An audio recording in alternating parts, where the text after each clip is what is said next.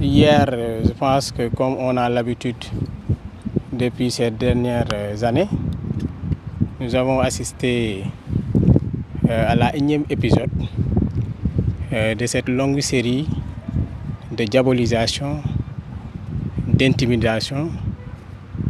de la municipalité de Tokigare par le collectif des paysans pour la défense du foncier, que je surnomme d'ailleurs le collectif contre toute initiative de développement de la commune de Tokigare. Pourquoi je le dis? Ils ont démarré par dire que le lotissement n'était pas légalement autorisé.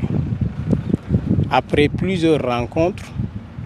au cours desquelles nous leur avons montré l'arrêté autorisant le lotissement portant sur 54 hectares et quelques, ils ont changé de version en disant devant l'autorité que le moment n'est pas opportun. Et je me demande, en tant que collectivité territoriale,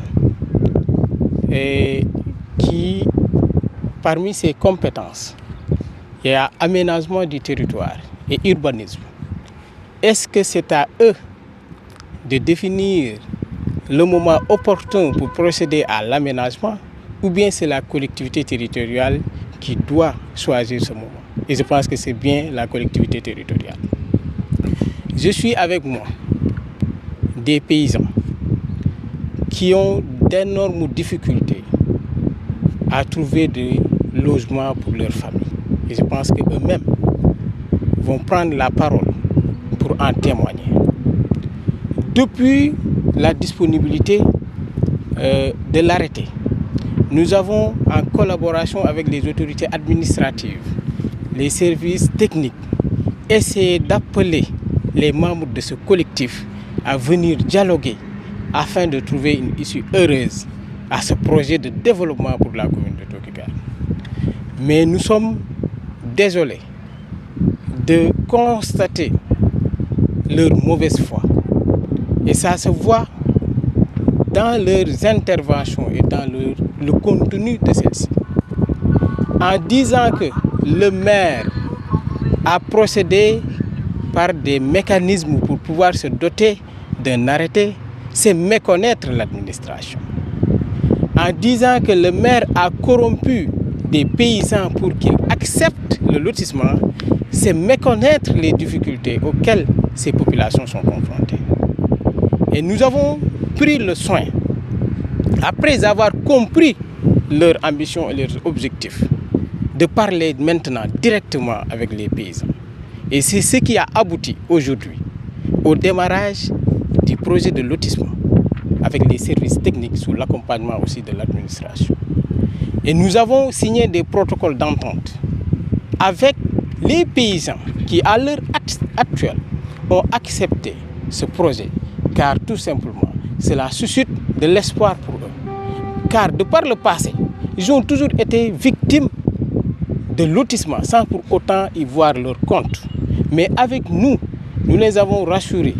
que cela ne se passera plus ainsi et qu'un quota soit défini au prorata de la superficie de chaque propriétaire de terre. Donc c'est ça qui nous a abouti au démarrage de ce lotissement. Maintenant,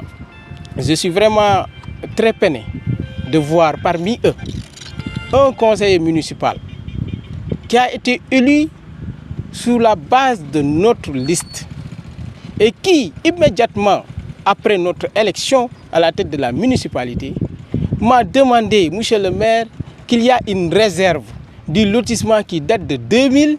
qu'il faudra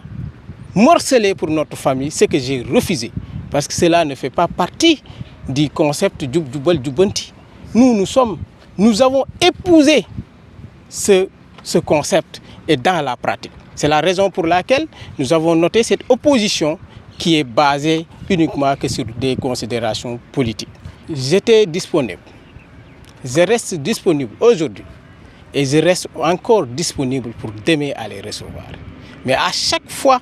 que je tente de les retrouver autour d'une table de dialogue, ils refusent de me recevoir. Ils refusent aussi que les impactés me reçoivent. Cela montre aussi que le problème ne se trouve pas à notre niveau. Mais ce que nous allons faire, c'est de procéder cas par cas. Parce qu'aujourd'hui, la politique de logements sociaux démarre par le règlement des conflits qui sont au niveau du foncier. Et c'est ce que nous sommes en train de faire dans une démarche participative et inclusive. Donc nous restons disponibles à les recevoir, mais nous n'accepterons pas les menaces, les intimidations, mais aussi les chantages. waaw jërëjëf comme niñ ko baaxee di gisee at yi weesu dafa am collectif boo xam ne dañuy aar moomeelu baykat yi di wax ci seen tur bi yàlla dogalee ñu agsi ci boppu mairie bi ñu sàkk ñu dalal leen ñu waxtaan ci projet de lotissement bi nga xamee ne waxtaan nañ ci fañ ci tolloon ñu wax leen ko waaye continuer woon leen suñu disponibilité pour sax dem ci quartier yooyu quartier yooyu nga xam ne ci Diourbel la bokk mooy Diourbel Mbokki ak Diourbel toog ñu dem ñu toog ñu waxtaan ak ñoom ngir lekk li daan am bañatee am ndax bokku naa ci ñi ko daan xeex te damay continuer di bokk ci ñu koy xeex loolu mooy lan mooy dagg suufu baykat ba du ci am dara wala bala mu caa am daf lay neexal loolu laa gëm ne c'est des pratiques yoo xam ne daf fi war a jóge suuf wala lotissement buñ koy def danoo war a xool couches yi vulnérable ñi nga xam ne seen loxo jotul seen ginnaaw ñu fexe ba jàppandal leen kër ñi nga xam ne nag c'est des promoteurs yu am xaalis ñooñu buñ soxlaa suuf mën nañ ko dem jënti donc loolu moo nekk suñu gëm-gëm moo nekk suñu gis-gis ba tax naka jekk nag dañuy wane ne leen ñun danoo jàppandi pour toog ak yéen waaye li ñuy wax mooy monsieur le maire boo ñëwee suñu koñ daañu la rey donc ay menaces sax def nañ ko ñenn ci ñoom ma ne kon de ñoom xëy na bëgguñoo waxtaan ñu defaat ay rencontre ci teewaayu autorité administrative yi ak chef de service yi pour ñu waxtaan rek ci lu jëm ci loo xam ne daf ñuy boole waaye naka jekk dañ naan la léegi am na arrêté bu njëkk dañ doon wax amul arrêté bi ñu leen wanee arrêté ñu ne nag arrêté am na waaye ñun bëgg-gun jàpp nañ ne jamono ji jotut ñu ne nag bu ñuy fal maire te mu bokk ci ay compétences am aménagement ak urbanisme c'est pour nag mu définir une politique d'aménagement def benn plan d'occupation et d'aménagement du sol pour ñu xam fan lañ war a dëkkee fan lañ war a bayee loolu suñu compétence la suñu cër la loolu dañ ñu koy bàyyee du ñoom ñoo ñuy wax nag ndax jot na wala jotul kon loolu lépp mooy nekk ci dilatoire ba tax ñu ne ñun nañu jéggi collectif bi ndax collectif bi daf doon def écran suñu diggante ak borom tool yi ñu ne nañ jéggi collectif bi wax directement ak borom tool yi bi ñu ko defee dañoo gis ay borom tool yoo xam ne li ñu wax dafa daw yaram dañ nañu ñun toll na ci lu ëpp fukki waxambaane ci suñu biir kër yoo xam ne amuñu dëkkuwaay te lotissement yi fi jaaroon yëpp am na ci ñoo xam ne benn la ni am wala duñ am dara te loolu mënatul satisfaire suñu besoin ba tax ñu ne monsieur le maire lii nga ñu proposé tënk ko ci ay protocole d'entente ñun day ànd nañ ci ku bañalal sa bopp waaye ñun day bëgg nañ waaye xanaa ki bëgg sañ na ne bëgg na ki bañ sañ na ne bañ na waaye ki bañ sañ na bàyyi ki bëgg mu bëgg loolu mooy mbir mi donc ba tax ñun ñu tënk ay protocole jël lépp nag tas jox ko ñi nga xam ne war nañ koo yëg yëpp ci ay chef de service ci ay autorités administratives pour wax leen ne leen ñun daal procédé bii la ñu bëgg dem bi ñu xamee ne loolu nag dafay tas seen xeex ñu dem ci famille yooyu di leen menacer di leen teg pression bu nekk ne leen lànk leen ñooñu ne leen ñun gis nañ lu ñu arrangé ab xeex day am jeex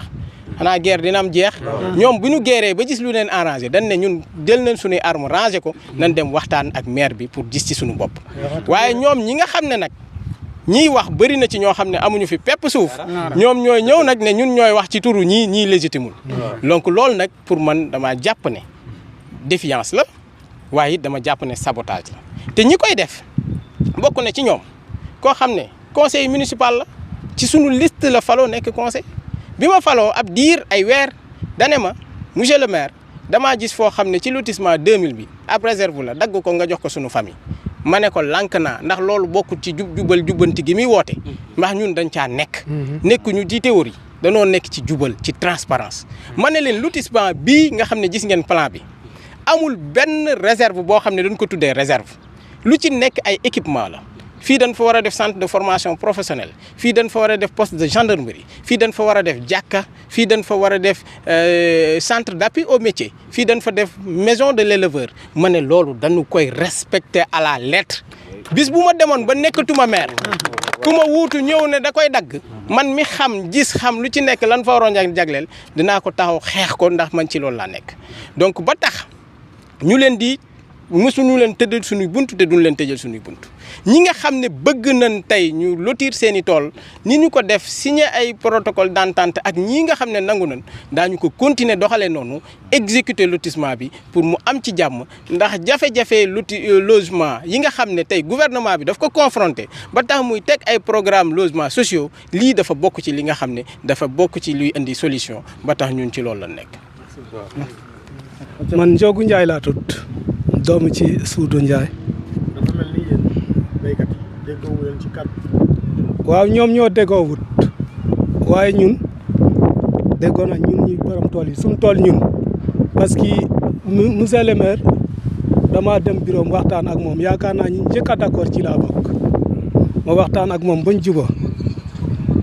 depuis 10 ans maa ngi xeex mënuma am li ma bëgg ma dem ba bureau ñu waxtaan. bi ñu waxtaanee doy ma jóge fa ñëw woo njabootu yëpp waxtaan ak ñoom teg leen li ma maire waxal ñu ne ma ne leen xale bi gën a tuuti bu d'accord nañ ko bay parce que coowal suuf dañ koo soxlawul ci Sénégal surtout ci suñu famille parce que day yàq famille ñoom ñëpp ñu waxtaan ba d'accord ma ànd ak ay kilifa ñu jóge ci yaakaar naa dem ci sous-préfet waxtaan ak moom ci préfet ñu waxtaan ak moom